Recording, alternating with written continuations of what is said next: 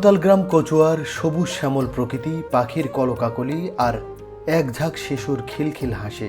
এমন একটা স্কুলের কথা ভাবুন তো, যেখানে ঢুকলেই মনে হবে আপনি কোনো বাগানে চলে এসেছেন। হ্যাঁ, আজ আপনাদের নিয়ে যাব বাংলাদেশের এমনই একটি অনন্য পাঠশালায়, যেখানে সাঁওতাল আদিবাসী বাচ্চারা পড়াশোনা করে। বন্ধুরা, সাঁওতাল আদিবাসী ও পিছিয়ে পড়া দুর্গম এলাকা নিয়ে কাজ করে আসছি দীর্ঘদিন থেকে। আমরা চেষ্টা করি পিছিয়ে পড়া মানুষের গল্প শোনাতে।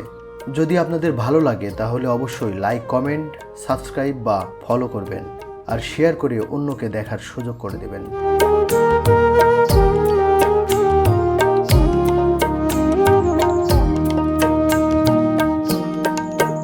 কচুয়া প্রাইমারি স্কুলের ঠিক দুই পাশে রয়েছে ক্লাসরুম আর মাঝখানে অপরূপ এক বাগান। আম, কাঁঠাল, কলা গাছ থেকে শুরু করে নানা পদের ফুল গাছ দিয়ে সাজানো ওই আঙিনা যেন প্রতিনিয়ত শিশুদের প্রকৃতির পাঠ দেয়। শুধু বাইরে বাগানই নয়, এই স্কুলের ক্লাসরুমের দেওয়ালগুলোও কথা বলে।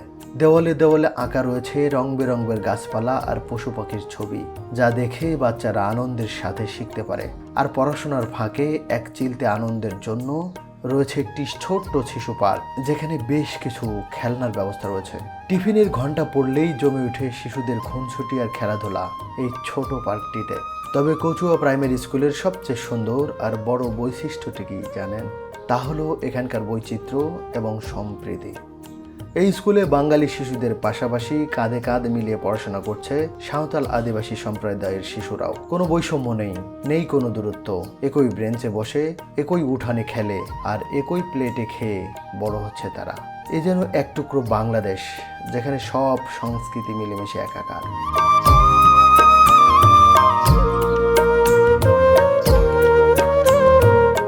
আসসালামু আলাইকুম দর্শক, স্বাগত জানাচ্ছি রাজশাহী জেলার তানোর উপজেলার কচুয়া গ্রাম থেকে। আমি এখন যে জায়গাতে অবস্থান করছি এটি একটি প্রাথমিক বিদ্যালয়। এই বিদ্যালয়টি আমার কাছে আকর্ষণীয় লেগেছে। শুধু এটি বিদ্যালয় নয়, এটি একটি বাগান। বাহিরে আম বাগান, কাঁঠাল বাগান, দুই পাশে স্কুলের ক্লাসরুমগুলো। ক্লাসরুমের ভিতরে গেলাম, অফিস রুমে গিয়েও দেখে মনে হলো যে এটাও একটা বাগান। তা আমি যতটুকু জানি, যে কোনো প্রতিষ্ঠানের যে কর্মকর্তাগুলো থাকে তারা যদি সচেতন হয়, তারা যদি সাজানো গোছানো হয়, তাহলে পুরো পরিবেশটাই সুন্দর হয়। সেই প্রেক্ষাপটে এখানে এসেছি। প্রধান শিক্ষিকার সাথে আমার দেখা হয়েছে, আমি ওনার সাথে কথা বলবো। আসসালামু আলাইকুম। ওয়ালাইকুম আসসালাম ওয়া রাহমাতুল্লাহ। ম্যাডাম, আপনার নাম কি? আমি মোসাম্মদ হাবিবা খাতুন। এই প্রাইমারি স্কুলের হেড মিস্ট্রেস। জি। আপনার বাড়িটা কোথায়? বাড়ি আমার এই গ্রামেই, কিন্তু আমি রাজশাহীতে থাকি। আমাদের এখানে টাইম এবং শিক্ষক বলেন বা এলাকার মানুষ তো আমাদের এখানে আদিবাসী প্রবণ এলাকা। এখানে মানে একটু কষ্টই করতে হয়েছে আমাকে এই পরিবেশটা গড়ে তুলতে। কিন্তু এখানে আমার একটা জিনিস আমি দেখেছি, সাঁওতাল আদিবাসীরা সবাই কর্মঠ, পুরুষ মহিলা দুজনে। অনেক সময় দেখা যায় যে তারা পুরো পরিবার নিয়ে অন্যদিকে কাজে চলে যায়, অন্য জেলাতে বা অন্য দূরে চলে গেছে, তার বাড়িতে তালা মারা থাকে।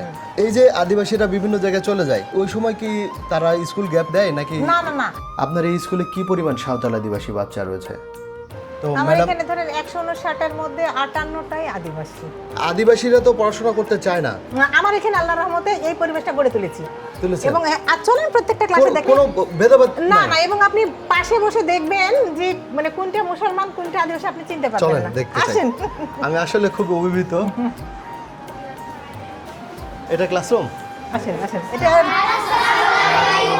এটা হচ্ছে আমার লাইব্রেরি রুম। এই যে বাচ্চারা তো আসলে আমাদের 12টা থেকে ধরেন স্কুল, হ্যাঁ, কিন্তু আমি সেটা না করে আমি 9:30টায় ডেকে নিয়েছি যাতে পড়াশোনাটা এরা করে। এটা লাইব্রেরি, মানে স্কুল 12টায় আপনি 9:30টায় ডেকে আনছেন যাতে এখানে আমার কাজ আছে অফিসে, পাশাপাশি এদেরকে একটু করে দেখে যাই। এই যে লাইব্রেরি রুম আমার, বাচ্চারা রীতিমতো ধরেন লাইব্রেরিতে কাজ করে খেলে, ওই জন্য ডেকে নিয়েছি। তোমার নাম কি? মোসাম্মদ। তোমার নাম কি? হ্যাঁ, তোমার নাম? ফয়সাল ইসলাম। আচ্ছা, তোমার নাম কি?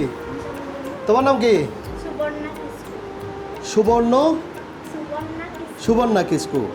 তার মানে হচ্ছে তুমি সাঁওতাল আদিবাসী। তোমার বাড়ি কোথায়? কচুয়া কাজীপাড়া। এখানে পড়তেছো কোন ক্লাসে? 5। এখানে যে তুমি পড়াশোনা করো, তাতে তোমার যে মুসলমান বা বাঙালি বন্ধুরা আছে, তাদের কাছে তুমি কি কোনোভাবে কথাবার্তা বা কোনো কিছুতে কষ্ট পাও নাকি? তারা কোনো আচার করে যেটা তোমার খারাপ লাগে? না। তারা সবাই আন্তরিক না? হ্যাঁ। একই সাথে খাওয়া দাওয়া সব কিছু? হ্যাঁ। কোনো পার্থক্য নাই? না। দর্শক, আমি আসলেই খুব খুব খুব অভিভূত যে এখানে ম্যাডাম তাদের বাচ্চাদেরকে এমনভাবে তৈরি করেছে, উনি বুঝিয়েছেন যে মানুষ মানে মানুষ, মানুষের মধ্যে আর জাত বিভেদ হয় না, কে আদিবাসী কে মুসলমান কে হিন্দু বোঝা মুশকিল। এখানে বাচ্চারা সব পড়াশোনা করতেছে, দেখতেছি যে একই সাথে একই ড্রেসে।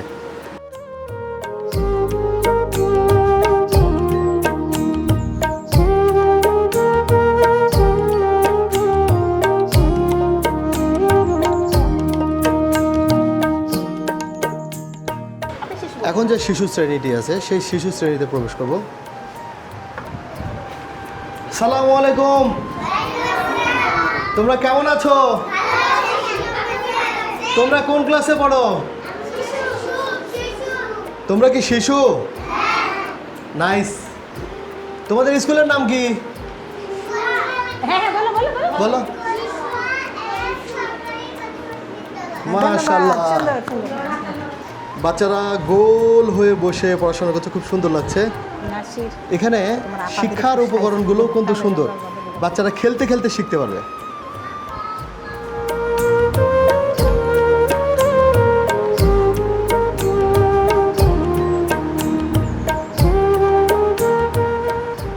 সমস্যা নেই। এখানকার স্কুলের ওয়াশরুমগুলো দেখছি ঝকঝকে পরিষ্কার।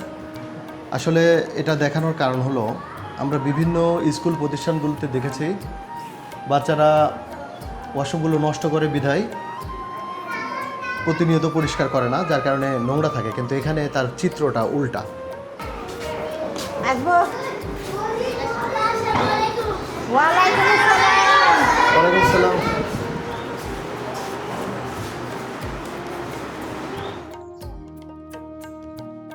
প্রাইমারি স্কুল যেরকম হওয়ার সেরকমই আপনারা সুন্দর করে সাজিয়েছেন সব কিছু, বাচ্চাদেরকেও রাখছেন এভাবে। তোমার নাম কি বাবু?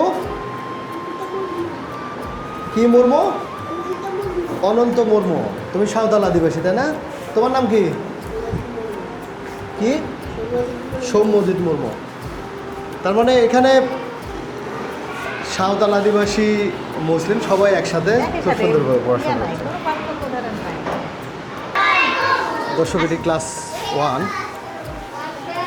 1-এ দেখতে পাচ্ছি এখানেও 12 মাসের নাম দেওয়া আছে, চারিদিকে সংখ্যা, বাচ্চারা যেন সব কিছু দেখতে দেখতে শিখতে পারে।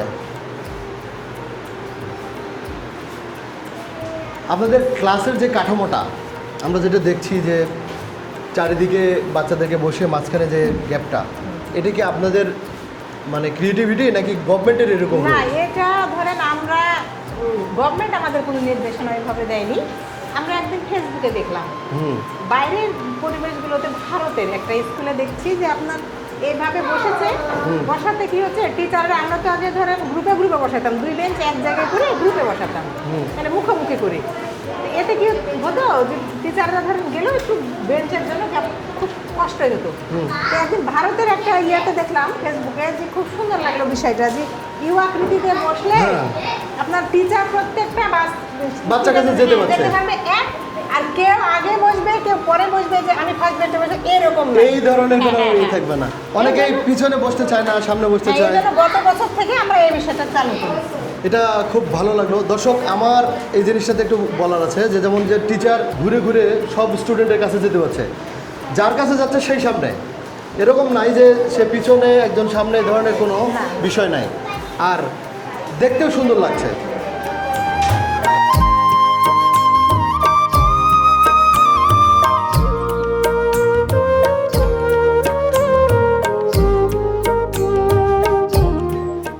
এই যে প্লে জোনটা দেখতে পাচ্ছি, জি, আমাকে বলুন যে এই প্লে জোনটা কি গভর্নমেন্টের যেই ইয়েটা থাকে এটা অনুসারে? হ্যাঁ, গভর্নমেন্টের অনুসারে, মানে আমি যেভাবে বসায় নিয়েছি সেভাবে না। আপনার এই যে 1.5 লক্ষ টাকা 21 সালে আপনার বরাদ্দ আসছিল, তো এখানে খরচ হয়েছে আমার 1,90,000 খরচ হয়েছে।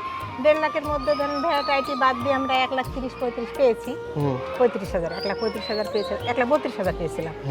বাদ বাকি টাকাগুলো আমাদের ধরেন আমাদের পকেট থেকে টিচাররা দিতে হতো, পরে বিভিন্ন খাত থেকে তখন আমরা ম্যানেজ করে নিয়েছি। মানে প্রথম অবস্থায় দিতে হয়েছে, রুটিন মেইনটেনেন্স আসছিল, ওটা দিয়ে আমরা মেকআপ করেছি। আর এই যে সাজানোর যে পরিকল্পনা সুন্দর সারিবদ্ধভাবে, এটা আমরাই সাজাইছি। হ্যাঁ, মানে একটা আলাদা একটা জোন করা হয়েছে। বিভিন্ন স্কুলে দেখা যায় যে এখানে একটা বসানো আছে, না না, আমি ওই প্লে গ্রাউন্ডের আলাদা একটা জোন। হ্যাঁ, সুন্দর করে।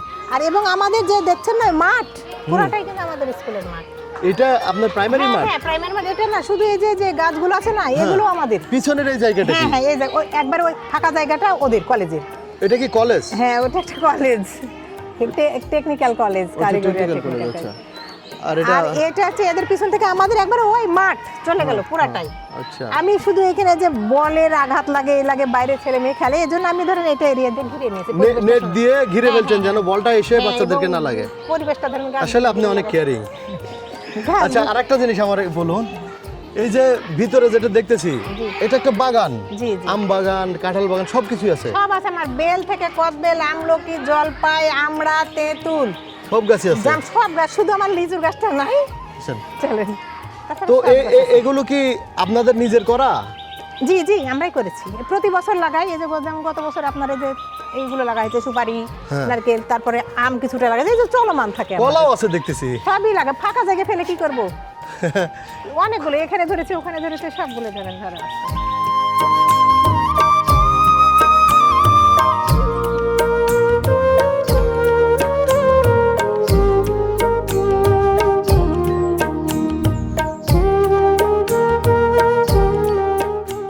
ম্যাডাম, আপনার স্কুল ঘুরলাম, পরিবেশটা খুবই সুন্দর লাগছে। প্রাইমারি স্কুল যেরকম হওয়া দরকার সেরকমই, যদিও বাংলাদেশের ম্যাক্সিমাম প্রাইমারি স্কুল এরকম না, এত সুন্দর গোছানো না। আমি জানি যে এটা আপনার একটা সুন্দর মনন চিন্তা ভাবনা যদি না থাকে তাহলে কিন্তু এটা করতে পারতেন না, সেটা একটা বিষয়। আর আমার কাছে মনে হয় যে আপনার একটু বেশি চ্যালেঞ্জ, এই কারণে যে এই এলাকাতে প্রায় 50% না হলেও কাছাকাছি হচ্ছে আদিবাসী। আর আদিবাসীদের টেন্ডেন্সি পড়াশোনা থেকে আলাদা, মানে ওরা পড়াশোনা করতে চায় না এই ধরনের। সে জায়গা থেকে আপনি এই এলাকাকে এই পর্যায়ে নিয়ে আসতে আপনার কত বছর লেগেছে, বা আপনি কতদিন থেকে পরিশ্রম করছেন এইখানে? পরিশ্রম বলতে যখন আমি ধরেন আমাদের এরিয়াটা তো আরো অনেক বড় ছিল। আপনার এই যে গুড়েল একটা গ্রাম আছে এখানে একটা, আর কচুয়া জিতপুর বলে একটা আছে, ওগুলো আমাদের এখানে আসতো। যখন নতুন স্কুল করে যে জাতীয়করণ স্কুলগুলো আপনার ওদের আলাদা করে দিল, তখন ক্যাচমেন্ট এরিয়া ভাগ হয়ে গেল। এখন আমার এই পাড়াতে দুইটা আদিবাসী পাড়া পড়ে, একটা পুরাতন পাড়া বলে আর এটা আমাদের কাজীপাড়া। তো পুরাতন পাড়ার ওখানে একটা যে মিশন স্কুল আছে, ওখানকার একটা স্টুডেন্ট আসে না, কিন্তু সেই জরিপটা আমাদের করতে হয়। আর এটা পুরাটাই আসে। এখানে ধরেন পরিশ্রম তো অবশ্যই করতে হয়েছে, এখনো করতে হয়। আমাদের এখানে একটা নিয়ম কি, যে ওই যে স্টুডেন্ট আসে না প্রত্যেকের কিন্তু মোবাইল, আপনি খেয়াল করেননি হয়তো, মোবাইল নম্বর আমার কিন্তু ওয়ালে দেয়ালের সঙ্গে মারা আছে। প্রতি বছর আমি জানুয়ারিতে মোবাইল নাম্বারগুলো কালেক্ট করে নিয়ে ওয়ালে মেরে দিই। আমার টিচার যখন নাম ডাকে কোন কোন স্টুডেন্ট এলো না, তখন সঙ্গে সঙ্গে সেখান থেকে ফোন করে। দারুণ একটা সিস্টেম। হ্যাঁ, ফোন করে। মানে প্রতিদিনই এটা? হ্যাঁ, প্রতিদিন। যে আপনার ছেলে কেন আসে না? কেন, মানে সবই তো আসে না, 5 বা 6 জন। তখন ওরা হয়তো বলে যে আমার গেল জি, বা কোনো স্টুডেন্টের দুষ্টু থাকে, বের হয়ে গেছে স্কুলে যাবে বলে, হয়তো খেলাধুলায় জড়িয়ে পড়েছে। আবার এরকম হয় যে ধরেন আসলো না কেন, অসুস্থ হলে তখন বলে পাঠাই দিন, বা কালকে তো বলে একটু দেরি হবে, আমি 1টা বাজলেও পাঠাই দেন। এরকম করে ধরেন আমাদের প্রতিনিয়ত কাজ করতে হয়। আল্লাহর রহমতে এই করতে করতে আমরা এসে, একদিনে তো হয় না, যেটা বললেন কমপক্ষে 10-15 বছর তো লেগেইছে এদেরকে আমাদের সাথে ধরে নিয়ে আসতে। আপনি কতদিন থেকে এখানে? আমি তো এখানে 27 বছর থেকে আছি। 27 বছর ধরে এখানে? 27 বছর তো আগে অ্যাসিস্ট্যান্ট টিচার ছিলাম আমি। পরে আমাদের চলতি দায়িত্ব পর্যায়ক্রমে। দিয়ে আমার হেড পোস্টে আসছি। আরেকটা জিনিস আমার জানা ছিল, যেহেতু এখানে আদিবাসীর বিষয়টা আসতেছে, আদিবাসীরা তারা পড়াশোনা করতে তো ইচ্ছুক না, অনেক ক্ষেত্রে তাদেরকে ধরে ধরে পড়াশোনা করাতে হয়। এরকম কোনো হয়েছে যে আপনি ওরা বাচ্চা হয়েছে, বাচ্চা বড় হচ্ছে কিন্তু স্কুলে ভর্তি করাচ্ছে না, আপনারা গিয়ে? হ্যাঁ হ্যাঁ হ্যাঁ হ্যাঁ, অনেক। এই যে এবছরই ধরে নিয়ে আসলাম, আমি জরিপ করতে যাই দেখছি এই বাচ্চা, আমি জানি যে ওকে যখন গত বছর বলি তখন বললো যে আমরা মিশন স্কুলে দিব, মানে আদিবাসীর একটা সুবিধা আছে, মিশন বাইরে থেকে সাহায্য পাই যারা খ্রিস্টান ধর্মে গেছে। হ্যাঁ, তা আমি বললাম যে আচ্ছা কোনো সমস্যা নেই, যেখানে যাক আমার স্কুল অথবা, কিন্তু একটা এলাকার বাচ্চাকে আমি, আর এখানে আমার একটু অধিকার খাটে, আমি এলাকার তো এর জন্য আর একটু অধিকারটা বেশি খাটে দেবো, আমি এলাকায় বসে থাকতে দিব না, যেখানে ইচ্ছা সেখানে কিন্তু ভর্তি হবে। হ্যাঁ, তারপরও যা দেখলাম যে ভর্তি সে করেনি, জন্ম নিবন্ধন কার্ড করার কথা, কিন্তু ধরেন সে কার্ড করেনি। এবছর যায় তাগাদা দিয়ে আমি ধরে নিয়ে সেদিন আবার স্কুলে ভর্তি করেছি। হয়, এরকম হয়, কিন্তু ঝরে পড়ে না। আমি ক্লাস 5 পর্যন্ত কাউকে ঝরে পড়তে দিই না, সুযোগ নাই আমার এখানে, সুযোগ নাই। ক্লাস 5 এর পরে কি করবে সেটা তো আপনার দেখার বিষয়, আমার দেখার বিষয় নাই, কিন্তু কথা হলো 5 পর্যন্ত যে কোনো মূল্যে গাইলে হোক, ধরে আসে হোক, এইভাবে ধরেন নিয়ে আসতে হয়। আল্লাহর রহমতে সবাই ভালোবাসে। এই যে আমার স্টুডেন্ট, কত স্টুডেন্ট তৈরি হয়েছে। তো ম্যাডাম ভালো লাগলো, দোয়া করবেন আমাদের জন্য। কি আমার আল্লাহ। আর আমি এইভাবেই প্রত্যন্ত অঞ্চলগুলো ঘুরে ঘুরে প্রত্যন্ত অঞ্চলের কথা তুলে ধরি। তা আমার দর্শককে কিছু বলবেন? কি বলবো আমি, আসলে বলার আমাদের এটা নৈতিক দায়িত্ব। যেটা বলবো, দর্শকের বলার কিছুই নাই, শুধু টিচারের আগে আসলে হবে না, এখানে ধরেন জনগণ, সবাইকে স্থানীয়, আসতে হবে। সবাইকে আসতে হবে। আর এই শিক্ষা বিষয়টা এমন, এটা একটা ধরেন প্রজেক্ট, একদিনে সেটাকে উন্নয়ন করা সম্ভব না, কমপক্ষে 10 বছর পরে গায়ে এর প্রতিফলটা পাওয়া যাবে। প্রতিফলটা পাওয়া যাবে। এজন্য আমি বলবো সবাইকে, যে যেখানে আছে, যেখান থেকে আছি, প্রাইমারিকে আমরা খারাপ নজরে না দেখে সহযোগিতামূলক যদি আচরণ করি, প্রাইমারি একদিন দেখবেন বিশ্ববিদ্যালয়ের চেয়ে সবার শীর্ষে থাকবে। হ্যাঁ, অবশ্যই। এটা আমার, এটাই কথা। আর দর্শক, ম্যাডাম যেটা বললেন যে সবাই সবার জায়গা থেকে একটু হলেও এগিয়ে আসা দরকার। আমরা যেমন প্রত্যন্ত অঞ্চল ঘুরে ঘুরে এই তথ্যগুলো কালেক্ট করছি, আমাদের একটা পরিশ্রম আছে। ম্যাডামরা শারীরিক মানসিক সব পরিশ্রম দিয়ে বাচ্চাদেরকে গড়ে তুলতেছে। আপনাদের একটা বিষয় হবে, এই ভিডিও যেন আরেকজনের কাছে যায়, যেন আরেকজন এই বিষয়টা নিয়ে চিন্তা করতে পারে, সচেতন হতে পারে। সেজন্য শেয়ার করে দেবেন, আমাদের চ্যানেল সাবস্ক্রাইব করবেন, যেন আমাদের ইন্সপিরেশন আসে আরও এরকম ভিডিও বানাতে। তো সব মিলিয়ে ভালো কাজের পাশে থাকবেন। আসসালামু আলাইকুম।